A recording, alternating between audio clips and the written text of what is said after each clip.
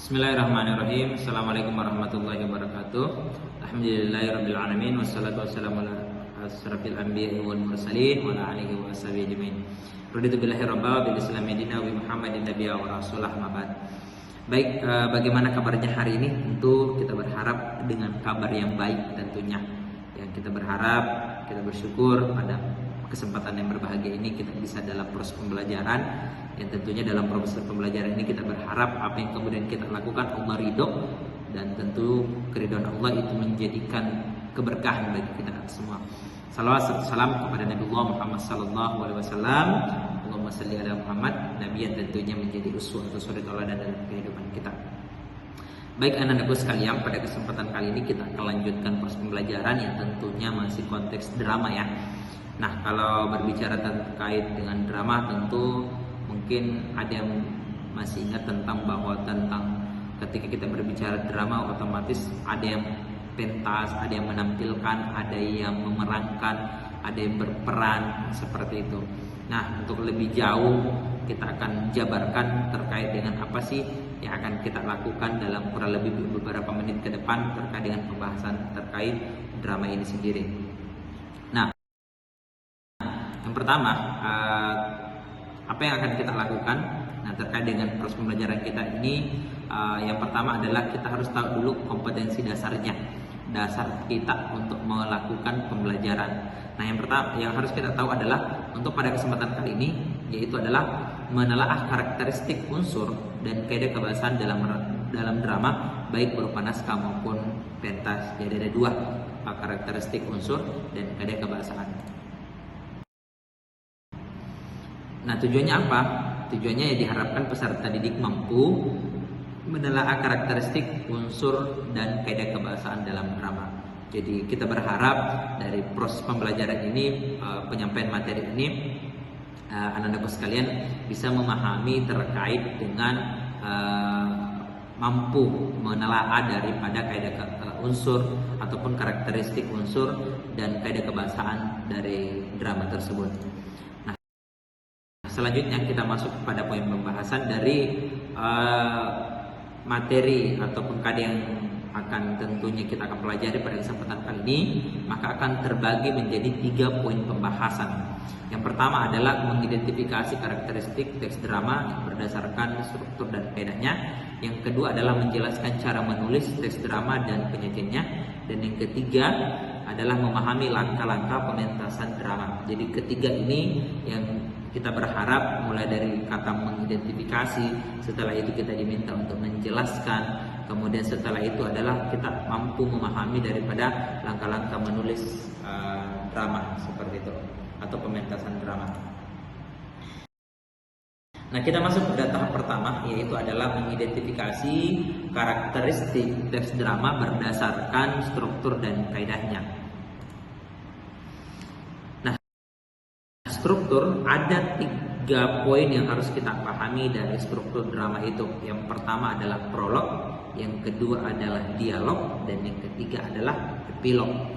Nah, untuk tidak berlama-lama supaya kita memahami dari struktur ini, atau bisa dikatakan susunan, karena jangan sampai kita melakukan drama tapi tidak terstruktur, kita tidak tahu apakah langsung dulu epilog atau dialog terlebih dahulu atau prolog. Nah, ini harus kita pahami dulu. Nah, untuk itu kita akan membahas poin yang pertama adalah terkait dengan prolog.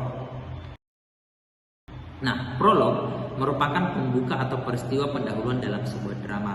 Tentu apapun yang kemudian kita dapati dalam naskah atau dalam sebuah pementasan drama, yang pasti pertama kali kita lihat yaitu adalah bagaimana prolog atau peristiwa atau pendahuluan sebuah drama. Pasti ada pengantarnya, ada pendahuluannya, tidak langsung tiba-tiba dalam memerankan itu tiba-tiba puncak masalah, tiba-tiba konfliknya, tidak, tapi ada pengantar atau biasa dikatakan pendahuluan seperti itu, yang biasa disebut, diistilahkan dalam konteks drama itu namanya prolog, seperti itu, artinya pengantar.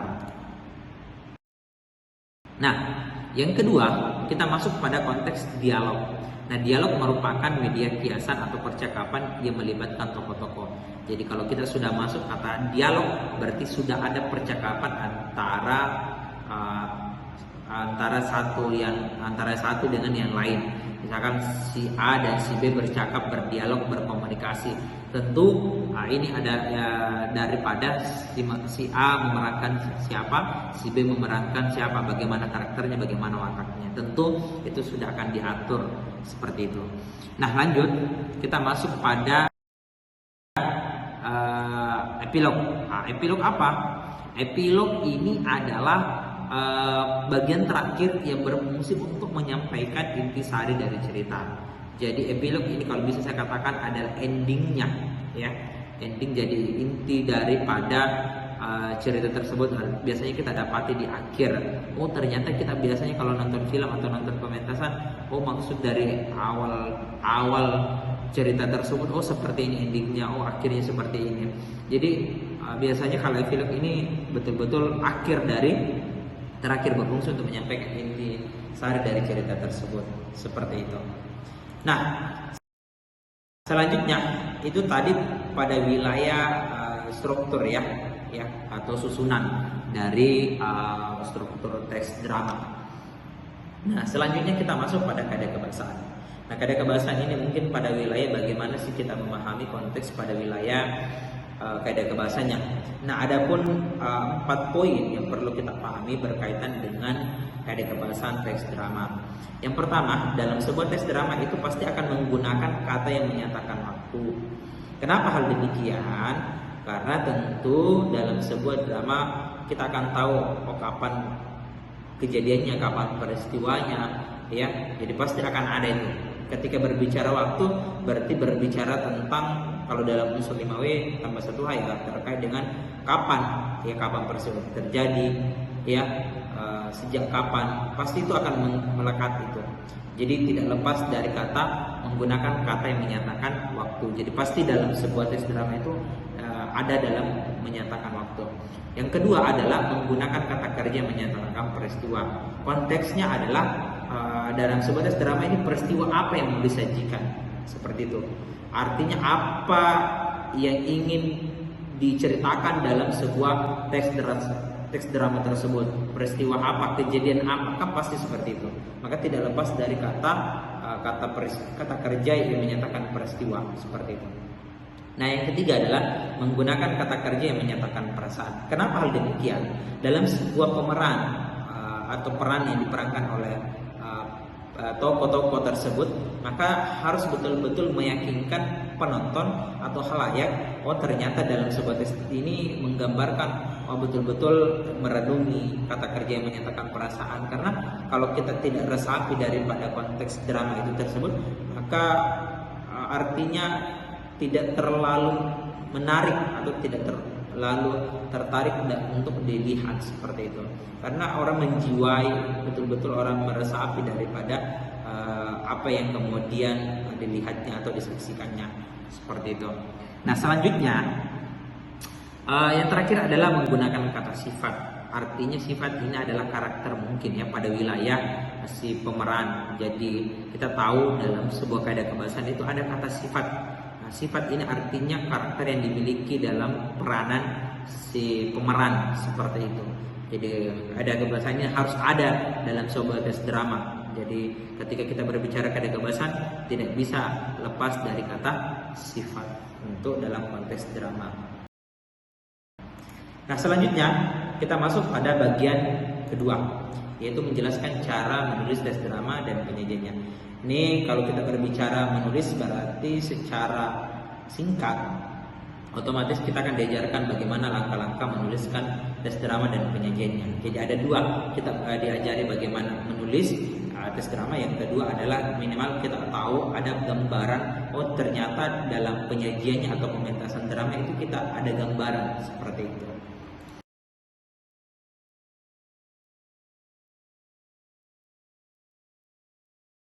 Nah, yang pertama kita masuk pada langkah yang menulis naskah drama. Yang pertama apa yang harus kita lakukan? Yang pertama adalah kita harus tentukan ide cerita. Kita harus punya konsep, kita harus punya gagasan, kita harus punya ide-ide yang sifatnya membangun. Oh ternyata naskah drama yang akan saya buat itu seperti ini, jalan ceritanya seperti ini, kejadiannya seperti ini, supaya tidak hanya melamun ketika ingin membuat tes drama. Memang kita harus betul-betul punya ide atau hal-hal konsep yang bisa kita tuliskan nantinya. Setelah itu kita menentukan ide. Yang kedua adalah membuat sinopsisnya, artinya kita membuat gambaran umum dari cerita yang akan dituliskan. Jadi kita punya gambaran minimal kita akan seperti ini peristiwanya, akan begini prolognya, akan seperti ini dialognya, akan seperti ini epilognya. Jadi kita sudah tanda kutip ada gambaran terkait dengan sinopsis dari teks drama yang akan kita tuliskan. Minimal kita ada punya konsep seperti itu. Nah, setelah kita memahami dari konsep atau sinopsis daripada teks drama yang akan kita tuliskan, ya setelah itu kita menulis apapun yang ada di benak kita, apapun yang ada di kepala kita, ya dituliskan. Jangan ditunda-tunda, sehingga itu bisa melahirkan yang sifatnya memudahkan kita untuk belajar bahwa ternyata inilah yang ada di pikiran saya, inilah konsep saya, seperti itu. Nah, selanjutnya adalah revisi. Nah, revisi, kenapa harus revisi?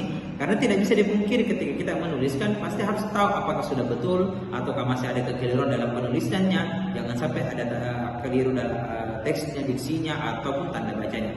Itu harus perlu direvisi supaya untuk perbaikan, sehingga dalam teks drama yang akan kemudian kita akan bawakan itu tidak simpang siur. Kita tahu jelas apa untuk penggunaan tanda bacanya itu apakah sudah betul atau tidak. Jangan sampai keliru seperti itu. Nah, baik, untuk selanjutnya kita masuk pada tahapan ketiga, yaitu memahami langkah-langkah pementasan drama. Nah, terkait dengan langkah-langkah pementasan drama ada 6 poin yang harus Anda pahami. Yang pertama adalah kita harus tahu memilih teks drama, setelah itu memilih sutradara, yang ketiga adalah memilih asisten sutradara, yang keempat adalah melakukan bedah naskah, yang ketiga adalah reading atau membaca, dan yang ketiga adalah casting. Kenapa hal demikian? Yang pertama adalah memilih tes drama. Bagaimana kita mementaskan sedangkan tidak ada tes dramanya, kan seperti itu.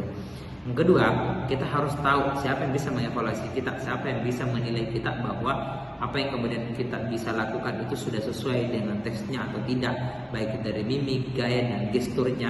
Itu tentu ada yang harus menilai. Nah, tidak salah kalau dikatakan harus memilih sutradara. Tidak cukup dengan memilih sutradara saja, tapi bagaimana kita harus betul-betul ada asisten. Asisten ini fungsinya sebenarnya adalah bagaimana membantu daripada sutradara ini sendiri supaya bisa mengarahkan, membantu dan segala macamnya yang dibutuhkan dari sutradara itu sendiri. Namanya juga asisten, kan seperti itu. Selanjutnya adalah yang keempat adalah tadi dikatakan memilih kita akan melakukan bedah naskah. Kenapa bedah naskah? Supaya kita tahu ternyata beginilah konsep daripada naskahnya, seperti itu. Kemudian reading setelah kita tahu konsepnya bagaimana, ya harus dibaca. Jangan sampai hanya sekadar tahu konsepnya tapi kita tidak hafal teksnya, harus berlatih. Ya, setelah itu casting, artinya casting ini kita sudah dilihat bagaimana apakah cocok dengan peran kita atau tidak, seperti itu. Nah, selanjutnya itu adalah mendalami peran. Kenapa ini penting? Supaya betul-betul kita tahu peran kita, bahwa mendalami peran itu sangat penting. Supaya kita menghayati daripada peran kita, misalkan. Supaya apa? Maksimal, tidak hanya menghafal saja, tapi mulai dari mimik, gestur tubuh, gerakan, dan segala macamnya itu betul-betul kita resapi dan betul-betul mendalami peran kita. Ya, seperti itu. Kemudian ada blocking, hunting, kemudian setelah itu gladi kotor, kemudian gladi bersih, dan pementasan. Artinya ini saya akan jelaskan secara detail. Yang pertama adalah tadi dikatakan adalah memilih asisten sutradara.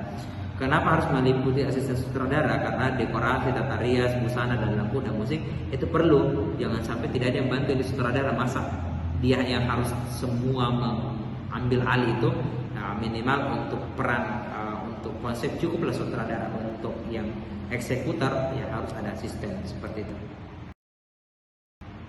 Kemudian berkaitan dengan melakukan bedah naskah, artinya keseluruhan pemain dan pihak yang ikut serta melakukan bedah buku agar dapat memahami peran masing-masing.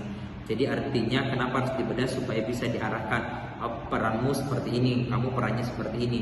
Jadi tidak hanya sekadar tahu saja perannya tapi tidak tahu bagaimana yang akan harus dilakukan dalam prakteknya nanti dalam pementasannya, seperti itu. Kemudian selanjutnya adalah casting. Casting di sini merupakan pemilihan peran dengan tujuan menempatkan seseorang sesuai dengan kemampuannya. Artinya kita lihat, oh apakah sudah sesuai, apakah sesuai perannya nih casting yang kita coba ini. Oh dia pemeran utama, cocok tidak? Kalau tidak ganti lagi. Artinya sudah ada hal yang konsepnya sudah rampung, tinggal mau dipentaskan. Dari peran-peran itulah kita panggil, biasanya banyak yang berguguran ya. Bisa casting ini gagal lagi, cari lagi. Yang betul-betul memang cocok untuk diperankan daripada teks yang sudah ada atau konsep tersebut.